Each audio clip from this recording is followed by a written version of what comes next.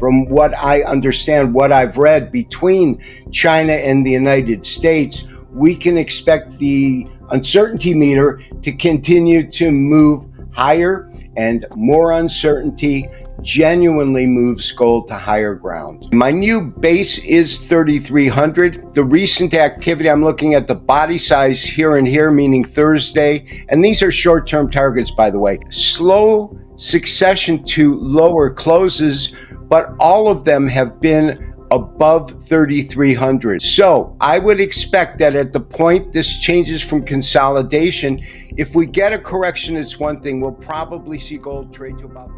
In his recent video, veteran technical analyst Gary Wagner, the mind behind thegoldforecast.com, delivers a powerful breakdown of gold's explosive rally. Gold soared 33% since December, briefly piercing the $3,500 mark, but now it's pulling back. So, what's really happening? Gary says this move is unlike anything we've seen in decades, and $3,300 isn't just a number, it's a battleground. Is this just a pause, or the setup for gold's next parabolic leg higher? You need to hear this. Yeah, we'll start with the dollar very quickly and then go into gold. Of course, there's a 100% correlation, negative correlation between the dollar and gold. A strong dollar takes gold down, and the reciprocal, a weak dollar, supports and takes gold up. We're looking at a chart. It is set in terms of the time element. Each candle here represents 1 week. And you can see that back at the beginning of this year, my pointer is on January 13th and January 6th, the dollar index was at 109. And over the course of just a couple of months, we've seen it go from 109 and touch an intraday low of 97.67, currently back to about 99.09. And that was a major support level, technically speaking, and that's because of these two bottoms. The first one, second day of January 24. The second bottom occurred on Monday, the 9th, September 24. So these two bottoms acted as a level that we felt should be technical support. We did barrel through that. However, we came right back up, and right now I went from major support being broken to major support being challenged, because we are right in this area, and it's a little too early to tell if the dollar itself will consolidate in this area and maybe pop back up because it's had such a dynamic fall from grace, or continue lower. If the dollar continues lower, 96.90 is going to be the next level of technical support, and it is based on this set of lows that came in 2023, the 10th of July. If you look at this level at the end of December, Monday the 30th, 2024 at 109, every move down, 109 to 108, represents a 1% devaluation in the dollar index. So it has lost roughly 9 to 10% in value. And that 10% of loss goes directly into a 10% gain in gold. The other end of the formula, so to speak, is whether or not market participants are actively buying or selling. And what we noticed last week is, even with some remarkable moves in gold, they were predominantly dollar-based, meaning it had less to do with the activity of market participants and more to do with the dollar trending lower. And if I go ahead and really blow that up, so this little red line here represents this week. And of course, we're midweek. But look at the low that the dollar hit last week. So it opens last week at 99.45, trades as low as 97.77, and is currently back up to 99.25. So even though we've seen a tremendous range, the differential last week between the open on Monday and the close on Friday was really restrictive, 99.36 to 99. So 0.25%, very, very small move in terms of the net change. Right. And the way that that relates to gold, of course, is the series of rallies that we have seen over the last year, year and a half. This goes back to October 2023. That's where my pointer is. If my pointer's showing up on screen, the crosshairs are. But you had gold at 2000, and it ran from 2000 up to 2600 in a fairly short period of time. In other words, a net gain of $554 in 134 bars. And this, of course, is a daily chart. The rally that we had in June 2024 began at 2450, I'll round up, and concluded at 2900. So in terms of the net result, it gained 18%, but that was $455. The first rally was $554, a 27% move, and realizes gold gets more valued, higher in price.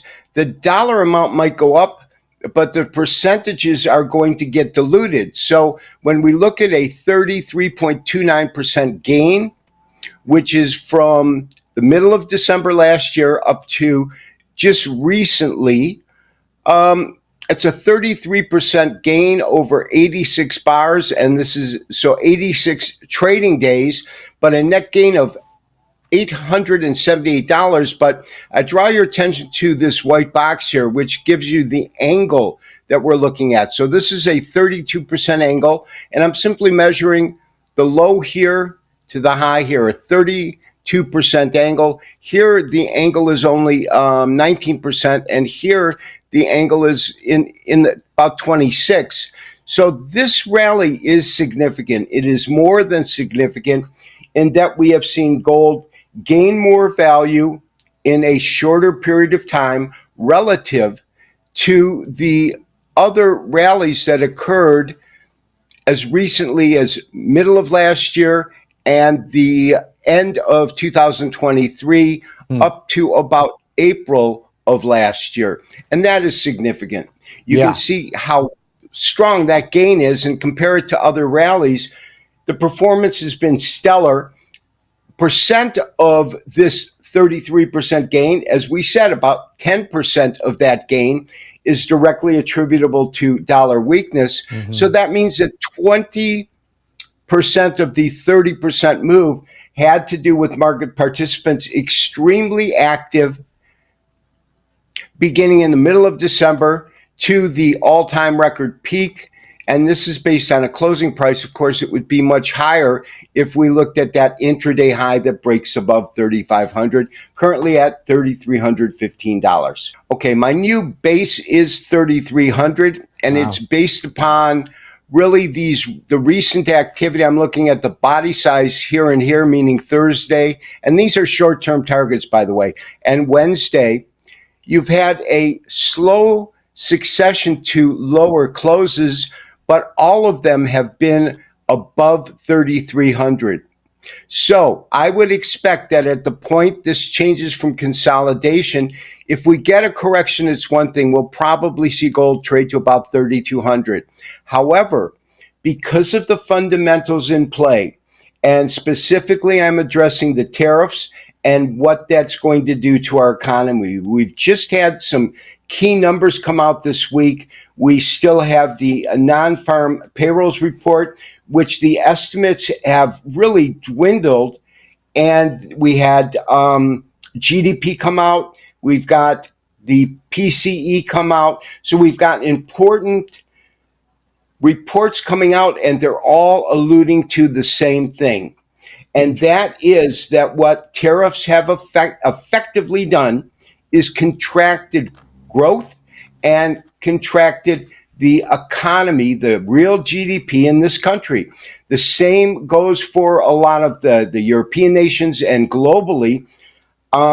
If the end goal with tariffs was to have an economic contraction, I would say that the administration was 100% successful in that endeavor. However, I don't believe that that was the ultimate goal, but that is the outcome right now. Anticipation with gold was that we would get some interest rate cuts this year by the Federal Reserve. Now, the Federal Reserve is still saying that their target is to cut rates by about a full percent, but we are already, into the year. We've had no rate cuts, and the anticipated first rate cut of 25 basis points is not expected until June. Yeah. So we really haven't seen the interest rate cuts that we had hoped for yet. We have seen gold barrel to these incredible all-time record highs, specifically above 3,400 here with this tail, meaning that gold last week opened at 34.34. It closed at 33.90. However, it traded to an intraday high above 3,500. That's why you've got the wick, but no real body in this area. So you've got the first level of real resistance at 34.34. You've got absolute resistance just above 3,500. And my target, once we move back into a dominant period in which we see gold prices begin to accelerate, return to rally mode, I will expect it to take out the new brass ring, so to speak, which is just above 3,500. And so 3,600 is definitely achievable. We've had calls by certain banks for 4,000. I could see that maybe next year, but realize I am exceedingly conservative with my numbers. So if we hit 3,800, I would be happy with it. It would come in much above my estimates, but it wouldn't be out of the blue. In other words, it would be an understandable move based upon the high level of uncertainty in terms of how the tariffs will reflect in higher prices or inflation further on down the road. And that's the key with tariffs. There's a huge lag there between when they're imposed and when the consumer sees it buying their goods.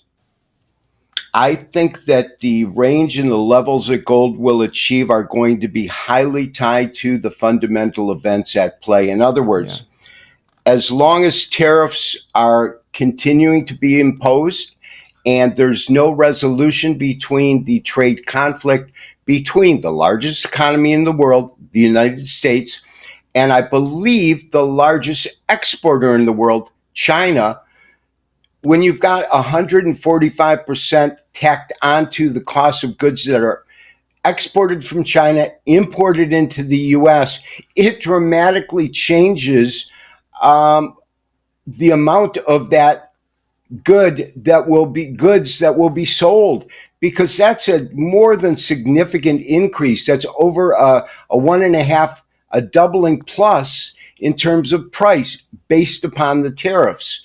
So until the tariffs are either done away with or mitigated to a smaller percentage, in other words, we are not the only ones that use tariffs to control trade balances with other countries. All countries to some degree, or most countries to some degree, use tariffs as an effective means to export more than they import. That's the whole idea behind that.